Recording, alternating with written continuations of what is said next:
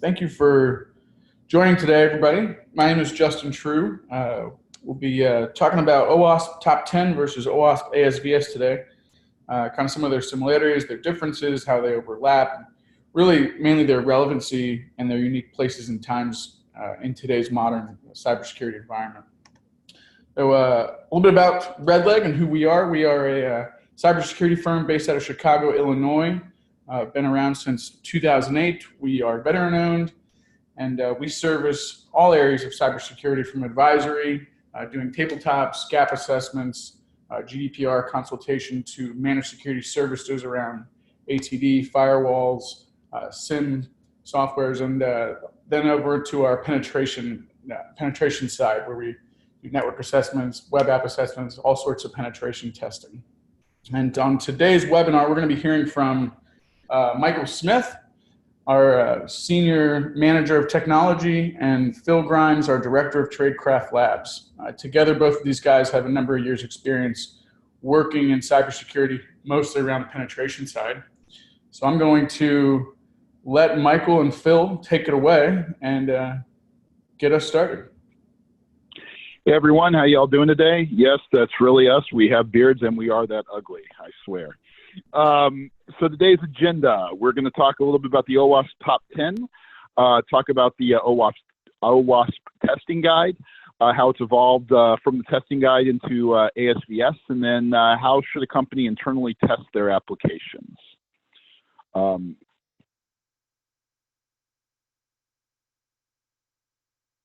So OWASP Top 10. So OWASP Top 10 was created to show the critical risks facing applications. It was first released in 2003, and it's really been kind of a great guide to creating an application security program to incorporating security into the SDLC. It's really a resource for independent internal testers to help conduct application assessments. Phil, you've been testing for many, many years. What's been your experiences with the OWASP Top 10? Well, it's been great. I mean, really, it's since the inception of the top 10, it's given us drivers for how to start testing application security. I think, I recognize most of the names here in the attendee list, and most of us have been around, long enough to have remembered security at one point in time where it really was just feeling around in the dark. And the top 10 really is one of there's several checklists like this out there, but the top 10 has become like the de facto standard in defining issues within the application and helping to form a rational security program around how to test it. One thing I like about the top 10 is it isn't like a corporate driven list. It's not something put out there by like a defense contractor or anything, or the government or anything like that. It's really a community-based project, correct? Oh, absolutely, yeah. This is all completely open source. It's community vetted. It's written by the security community and edited by the community. So yeah, it's completely open versus anything that's vendor-based. So looking at this, we can kind of see the last two versions of the OWASP Top 10. The last version came out in 2017. Phil, can you talk a little bit about how the OWASP Top 10's been changing over the course of the years, and how the effectiveness is improved by that, or not improved? I mean, what's your opinion on that? Well, so the first thing is, like I said, but recently, that it's community driven. So much like any democratic process, not everyone's going to be happy with everything, and I definitely have things that I like and don't like about the evolution of the top 10 here. Things that I think are important to note is we see again, I'm going to use this word a lot throughout this conversation. We see the evolution of these vulnerabilities, because as we're testing, we're starting to find, some things we can lump in together as categories of issues. Other things need to be driven out, on their own, specifically called out on their own.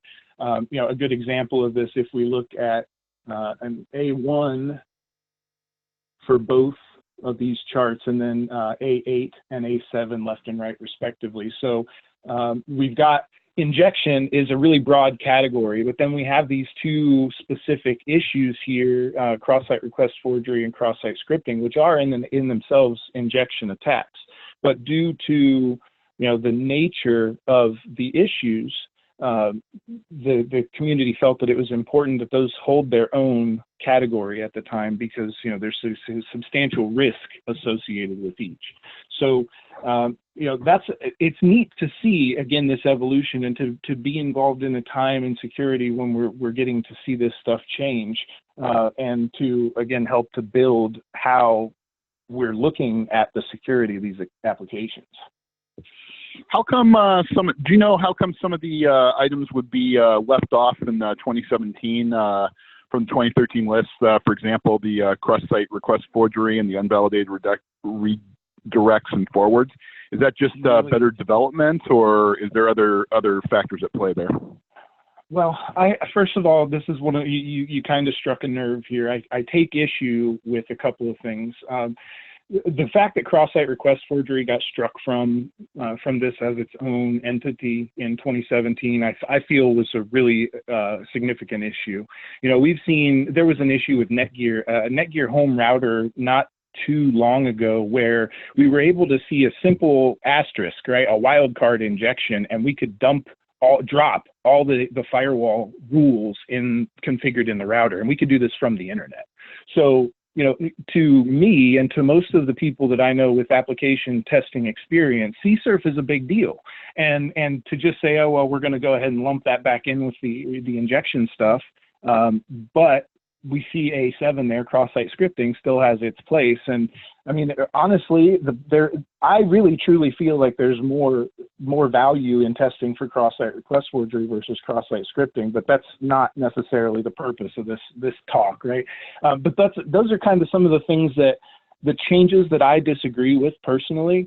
But really, it is community driven. So the fact that we're seeing the evolution to say, well, we're focusing a little bit less on some specific issues because we're seeing them become less prevalent, right?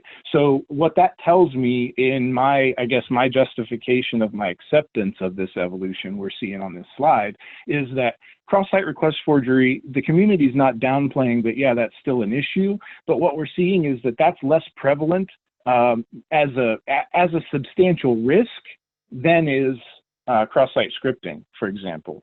So I think you hit the nail on the head, Michael, is it that because we have the driver of how to start testing these things, we're seeing, even though it's a slow change, we're seeing developers and the entire SDLC evolve with it because of this effort.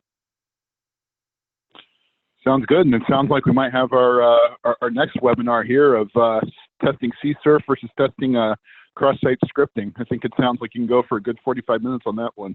Yeah, so don't get me started. So we have the OWASP Top 10. Of course, the problem is this is a list of vulnerability categories. These are bad things. How do we actually find them? What do we do? So let's look at what the community decided to do around that, and that was create the OWASP Testing Guide. This is really at least as far as I know of, and Phil, keep me honest here, this is the first real testing guide or testing methodology based on the OWASP Top 10 that existed. Is that correct, or am I mistaken there? I don't know if that's necessarily accurate. I mean, there have been independent testers, consultancies, and different user groups have been pushing out testing methodologies really, since the dawn of hacking as a culture. But what you're seeing with the testing guide here is more of the formalization.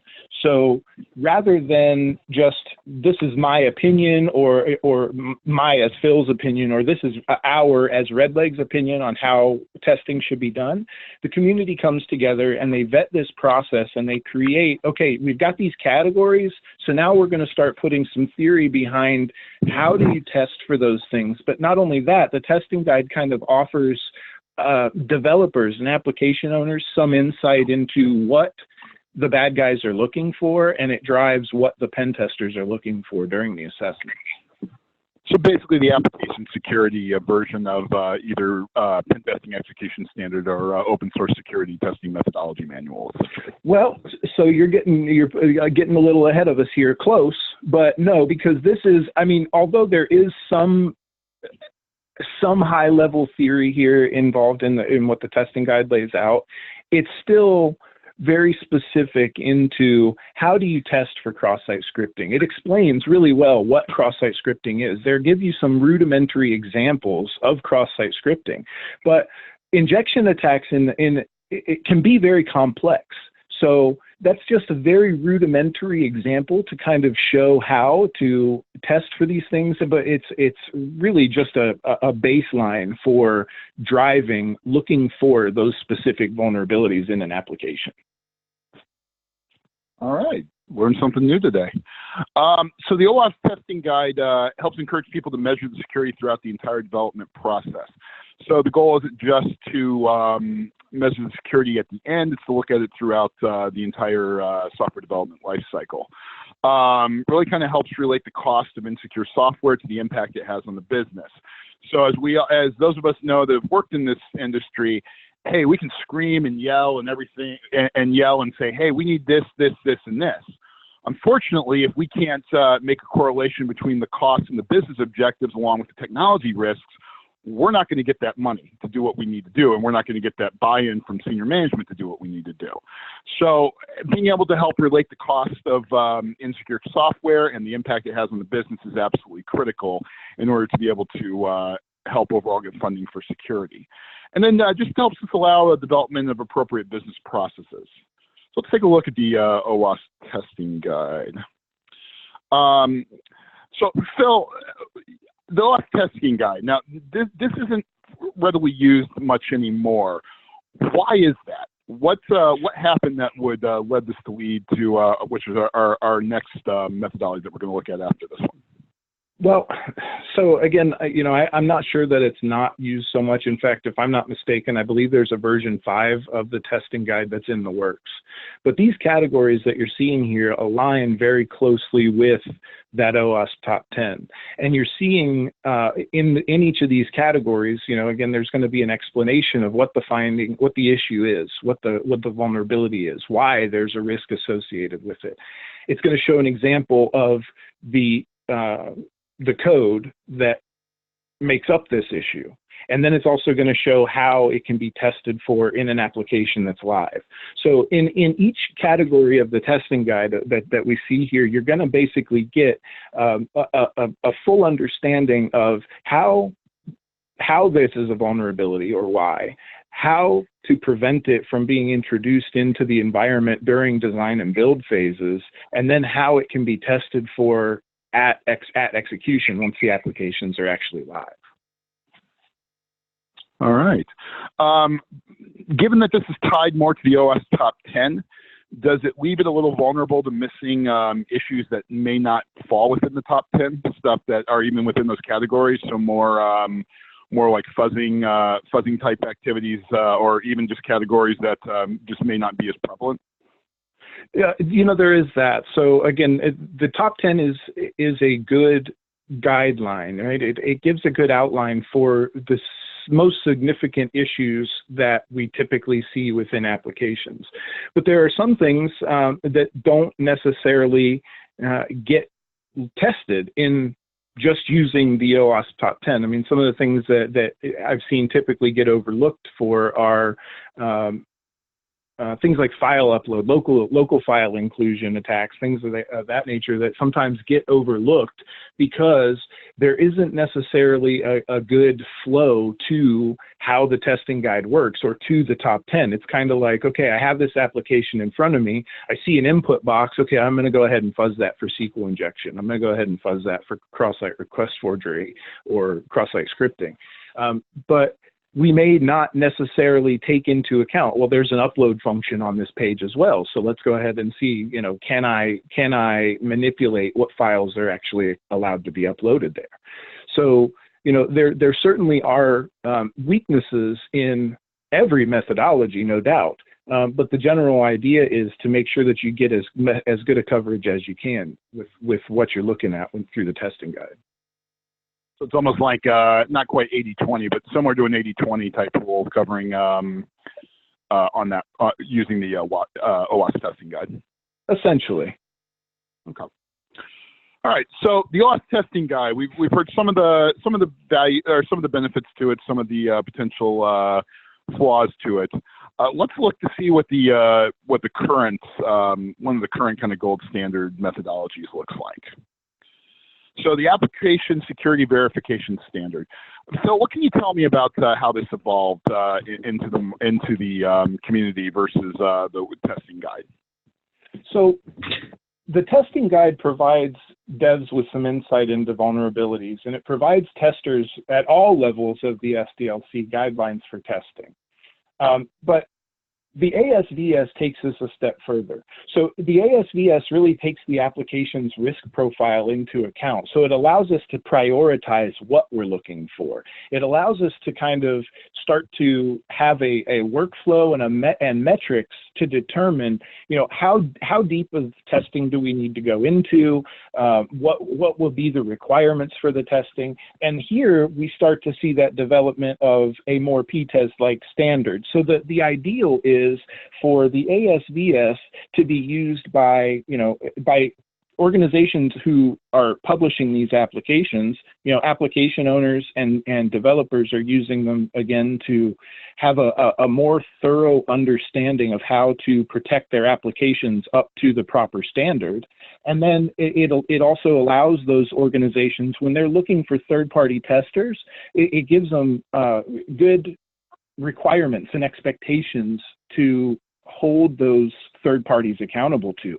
You know, again, I say it a lot, that security was like the Wild Wild West. It still is, even though we're getting a lot more formalized and a lot more, you know, grown up and official. But really, the ASVS and the P-TES are the first times that we're starting to see true standards wrapped around, you know, not just how to test a specific issue, but how to develop an application securely, how to evaluate the architecture properly, how to, you know, design security components and controls into your applications, and then how to make sure that you're testing it both internally and with a third-party partner in a rational and secure manner, so that you're making sure, again, that you're meeting those specific levels that the application requires. Well, I'm sure we'll talk a little bit about that here further, but also to, you know, just make sure that we're doing things the same way, instead of, you know, if I'm on the hook for an annual penetration test or application assessment, and I do the application assessment differently 3 years in a row, you know, how do I have any real verification or confidence in the results? And the ASVS gives us that. So yeah, so the consistency in testing is absolutely critical in your opinion. Oh, 100%. Okay. Just looking at a little bit at ASVS. And comparing it to like the OWASP testing guide. The OWASP testing guide seems very, even though they talk about the cost, it seems very focused on the technical vulnerabilities. Whereas ASVS seems to more look at not only the technical vulnerabilities, but also look at the risk involved, the way that P-TES does with the threat modeling as part of the pen testing methodology. Do you feel that that's the case, that ASVS places a bigger focus on the overall risk to the organization and that the application might bring to the organization and just to the app itself? That I think that the statement there of the overall risk to the organization is really the spirit of the purpose behind the ASVS. So these categories that you're seeing here, you know, very similar to kind of what we were seeing with the testing guide, but the difference is that it's broader based. This is more based around different components throughout the SDLC, from, again, you know, design to penetration testing, and even, you know, the go live use date. We are seeing a more conceptual methodology that really is driving, how do we build this application out? We're seeing things like threat modeling are built into the design and architecture pieces of the build process. We're seeing actual requirements around how the authentication verification happens within an application. And it's really interesting for those of you with us listening. I'd recommend you go and read the OWASP page about the ASVS, because in version 4, one of the biggest significant changes was implementation of some NIST requirement that regulates how authentication verification should happen in, I think, level 2 and 3 applications. And that's significant because we're seeing some kind of conversation around pushback that we don't really necessarily need such stringent expectations. But again, the community came together and decided that we want to build a standard, and part of the purpose of the ASVS is to start seeing standardized expectations for things like authentication verification across organizations like NIST or OWASP's recommendations. So it's really a convergence of this latest evolution in application security, where we're trying to build a standard for everybody who's involved with developing an application and securing it. Yeah, it's really been really a good program, honestly. And I mean, that's been one of the best values with OWASP, is that, as you were hitting home, it's community based, same as PTES, which by that meaning, it's free. They don't charge you for a program like this. They don't charge you for the information. It's given out free. So that's one of the things I really like about programs like OWASP or PTES or anything like that, is the fact that it is available from the community, created by the community, so people that are out there on the front lines. There isn't as much of a political agenda that might be with some of the more commercial methodologies that are available out there. So let's talk about internal application security testing. I know something, a subject after your own heart here, Phil. So really kind of want to look at what is actually the best choice for doing internal application security testing. Now, if I'm the executive, I want to save money. I want it to not cost me a lot. So, I mean, can I just take a vulnerability scanner and just start doing web app scanning on my applications and call it a day? That's a loaded question. I mean, sure you can. Just because you can doesn't mean you should. So scanning in general is something that I have mixed feelings about. It's a necessary evil. It's a very, very preliminary starting point, and that's it. To run a vulnerability scan against your application is a good thing. It absolutely is a good thing. I will never say that trying to identify vulnerabilities in your environment is bad. But our tools are dumb. Anybody that's used any of the modern vulnerability scanning tools, and really, I mean, this goes all the way from like the OWASP project, the Z attack proxy, the Burp Suite set of tools, trying to think what's HP's Web Inspect, right? Each of them has their own downfalls, right? And so it's important. In fact, my team, we often will use multiple scanners when we're doing the initial testing phases, because we don't trust our tools. We never know if we're going to get the same results. So, if we see findings across multiple tool sets, then we get a bit more confidence, and that helps to drive the manual process.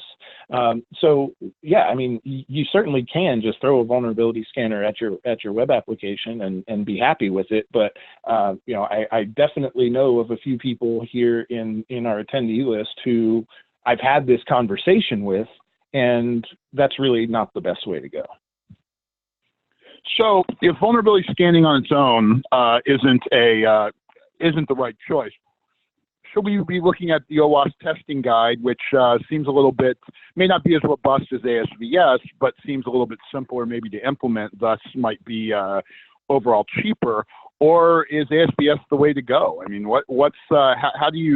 how do we balance cost with risk versus the quality of the testing?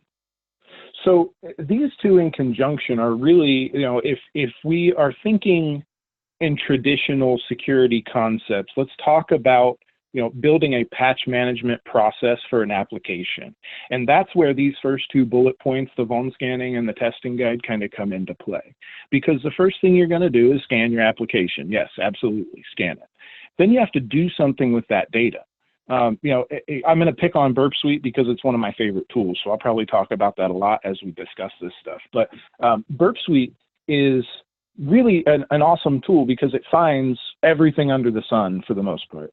The problem is that it really has a bad habit of finding things that aren't there. So you tend to get a lot of false positives. Almost all of the low-hanging fruit in an application will be identified by this scanner. But the fact that there is so much potential for false positive with using this tool means that there has to be some human element involved. So when that human takes the data from this scanner, the next question is, well, what do I do with it, right? So you have to have some mechanism by which to go through that data and evaluate those findings to determine, is it true, is it false, is that risk really as substantial as this tool says it is? And the testing guide is really the beginning to that process. By using the OWASP testing guide, when I take a BERT report and I see, okay, this application is susceptible to SQL injection is one of the most famous issues, right? I see a SQL injection here. So I'll go and investigate the finding, but if I don't know how to do SQL injection proficiently, then I would rely on the OWASP testing guide to help me through how to evaluate that. And then on the flip side, after that's done, I take that testing guide with that BERT finding back to my dev team and I say, okay, this is what we found. This is how I validated it. This is why it's a thing. And this is how you fix it. It's all wrapped up, really. It gives you all of that theory. But again, remember that that's just the basic guideline in the testing guide that you're seeing. So you truly have to, that human that's engaged has to really understand what they're testing. So almost like with a SIM and a SOC, the SIM might give you an alert, which is great, but without having a human to actually do the analysis of the alerts coming in and do the investigation to make sure that it's real or not, the alert from the SIM is going to be of little use to you, or very, of just minor use. Pretty much. Okay. So with ASVS then, how does one leverage that in order to do internal application security testing? I mean, is that done just at the end of the development lifecycle, or is that something that's going to be done, throughout the entire development lifecycle? Yeah, so this is the best part about the ASVS, in my opinion, is that it's really meant for, application owning organizations like those who are our clients or customers in prospective, and the testing organization, so the Redlegs of the world. All of us should be using the ASVS.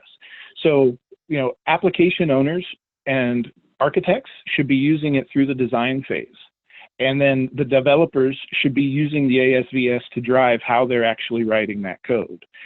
Then throughout the process, we should be doing code reviews, and our code reviewers should also be using the ASVS so that we're staying along that same standard.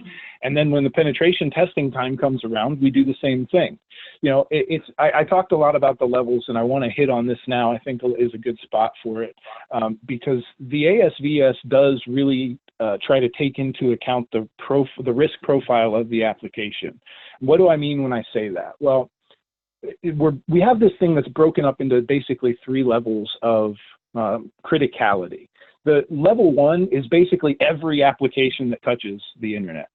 This is basic vuln assessment under level 1. I'm using air quotes that you can't see here, but the level 1 testing under the ASVS serves as a really good starting point for the following levels, but it really does. It's rudimentary. It requires no access to code, no conversations really with the devs. If you look at what the testing guide would tell us to do in preparing for an application assessment, we would have some interviews with the developers beforehand, but really that's it. And at the end, we find that level 1 testing or an application that's held to the level 1 standard really is only going to identify easy to find and easy to exploit vulnerabilities. So this really is that case where we have, you know, the novice application tester who takes a vulnerability scanner, a burp suite or a web inspect, takes the results from that scan, and then is able to go back and say, okay, yeah, this actually is a vulnerability with some confidence. That's what we see at level 1. Level 2 is considered most applications, specifically that handle anything of a sensitive nature. So think like business-to-business stuff, healthcare, any business-critical type application should be held to a level 2 standard under the ASVS. And we're getting to the point now, fortunately, in the security community where we're seeing more requests for these level 2. People are wanting to give us access to the code so we can do a code review. They're wanting to give us access to the developers during testing so we can ask questions.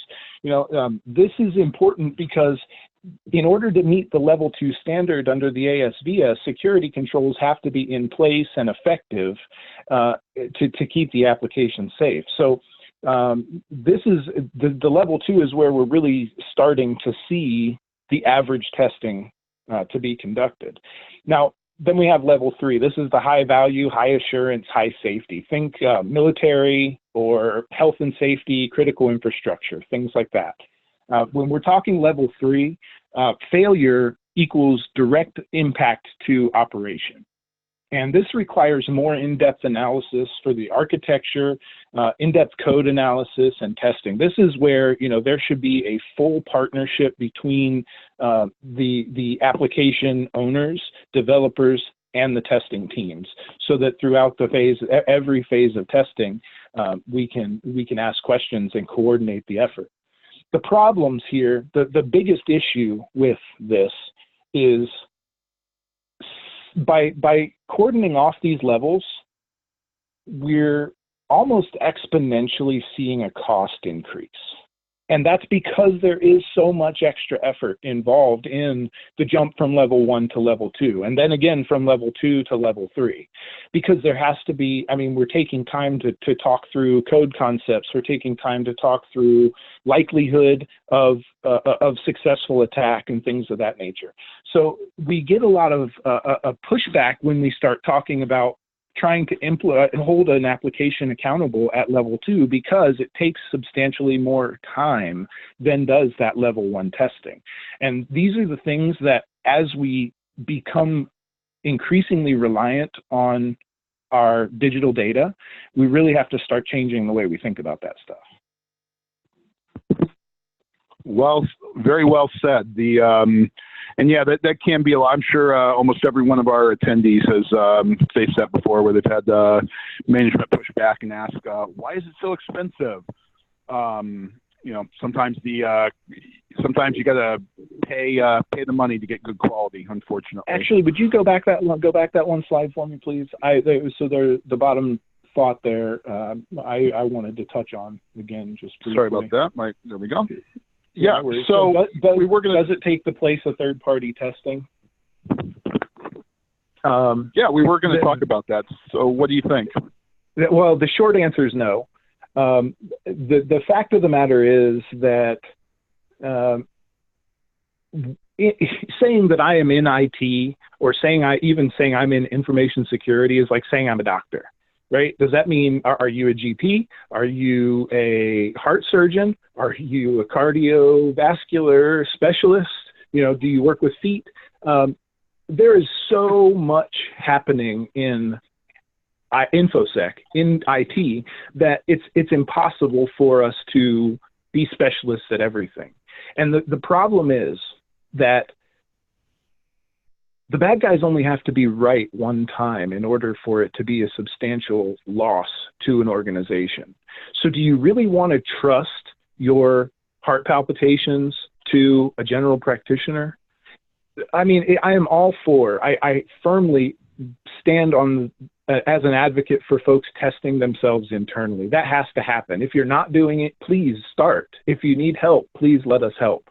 But more importantly, don't just go it alone, because there's, you know, there are folks out there who are specialists in certain things. And my team has worked hard to be able to have folks who can hone in on different areas. I know there are consultancies all across the country and around the world who are specialists at their craft.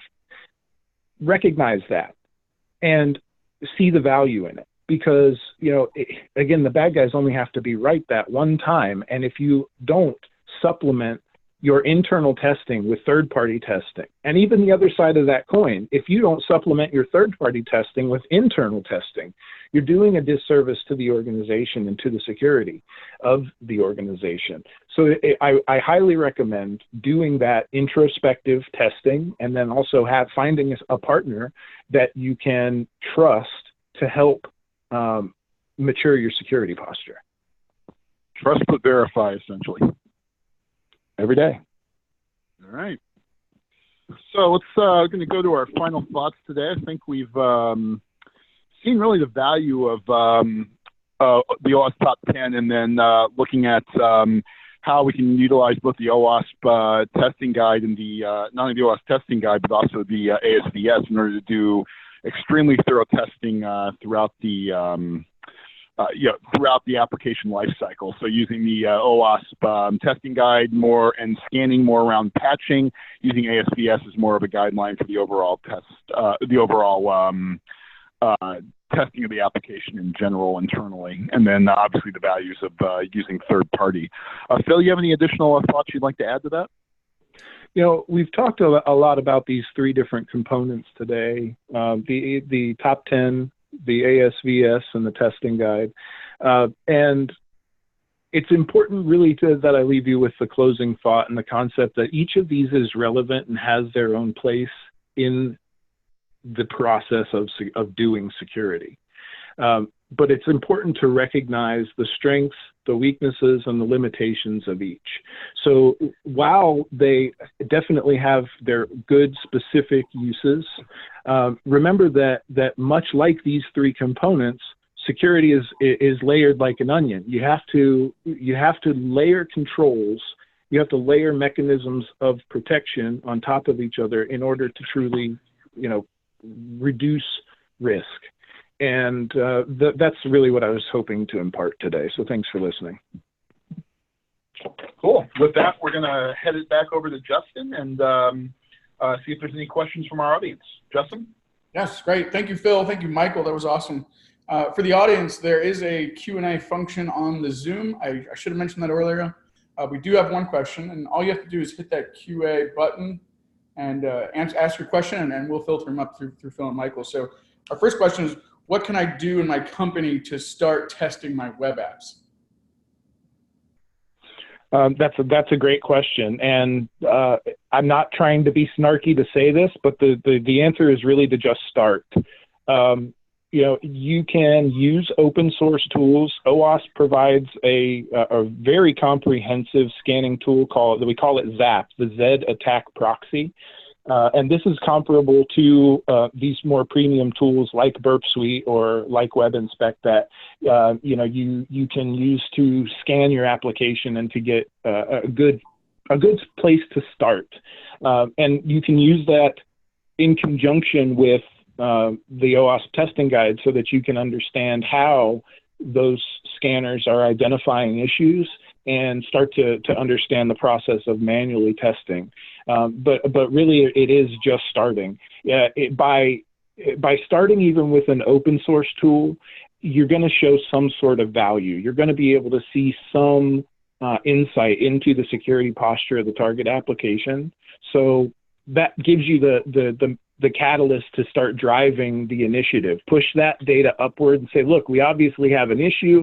We need to look a little more closely. Maybe that'll get you I think it's like $400 for a license for Burp Suite for a year, So get that. I wouldn't advocate, I think it's like 10 or 20,000 for a HP Web Inspect license, something ridiculous. I wouldn't advocate for rushing out to hit that kind of a budget, but at least to take a baby step and to level up your perspective. And then to start, just making that data actionable, understand it and make it actionable by using a scanner and the OWASP testing guide. what do you think of the open source scanners that are out there, like NIC2, et cetera? Again, they all have a place in time. I mean, we run as many tools as we can against an application. NICTA is definitely one of them in the automated process. But you have to understand, again, what that tool is designed to do. You also have to be able to recognize the strengths and limitations, because all of our tools are fallible. And regardless of the number of automated tools that we use during an assessment, we are always going back to verify, and we are always looking for, trusting the results, but verifying what they're showing us and looking for potential points that they might have missed. Nice. Well said. Next question, Justin. Yep. Question here is, do you think combination of ASVS with OWASP Top 10 guide to create the best fit for internal environment, because each org has a different business and security needs? So yes, I think it's necessary to layer the two together, because again, the testing guide is going to provide you with that baseline for understanding how to identify the issue. And again, that's just rudimentary, right? So I'm going to pick on like the cross-site scripting again. That's just going to teach you how to pop an alert box with JavaScript, but that's not really a big deal. In order to really understand the ramifications of cross-site scripting, you have to have a deeper knowledge of the issue. So it does give you a good starting point by using the testing guide, but then you layer on top of it the ASVS, and that starts to provide you with things like the risk profile of that application. Should we be testing at a level 1? How important is the data here? Or should we really be looking at level 2? And then, that's when you really are starting to look at how to manage the security inside, but you are going to also have to want to cross the bridge at some point to the external testing as well, getting someone else to look at it, because in order to meet that level 2 criteria, you really do have to have a pretty deep knowledge of application security as a whole, and to get a good knowledge of how to handle those more advanced exploitation ventures. Nice. All right. Another question is there a benefit to cycling third-party testing companies and app security testing? I have mixed feelings about that. I definitely think that it's wise to get multiple eyes on an application or any attack surface, frankly. But I also see significant value in having a partner. There's a big shift, I think, between vendors and partners these days, to where you get some folks out there that just want to get a check and we'll talk to you if we talk to you. But I've been striving to work with my team to build rapport with our customers to where we want to be a partner. I want you to not only, give us money and buy stuff from us because, hello, I like to eat, but also I want you to feel comfortable with talking with me openly about your security posture, so that we can work for a strategy that's best for you. Implementing the ASVS, if you only implement the ASVS on a live application and say, okay, this is what we expect the tester to do, you're setting themselves and you up for failure there. So, I mean, you really do need to have all of these things playing together. The other thing I would add is the consistency factor. By having the consistent methodology, I can show you a lot. Worst comes to worst, if you feel like you want a different set of eyes, Phil, couldn't you just change up the tester? Like, use the same method, use the company with the same methodology, but potentially use a different tester from one year to the next to kind of give that different set of eyes if it became necessary. I mean, that's one way to skin that cat, definitely. But I think it tends to become a lot of folks are more worried about, is this vendor, going back and looking at the previous report and trying to use the old skeletons against me, or are they truly taking a fresh look at it? I think that's a lot of time what drives that initiative to change up the vendors. So I'm not real sure that just saying, oh, well, yeah, we'll use a different person scratches that itch. So I still do see some value in having, there's one customer that we work with that uses us fairly exclusively. We see pretty much all of their applications, but they also will bring in other consultancies to do tests either before or after us to confirm, what they're seeing is accurate.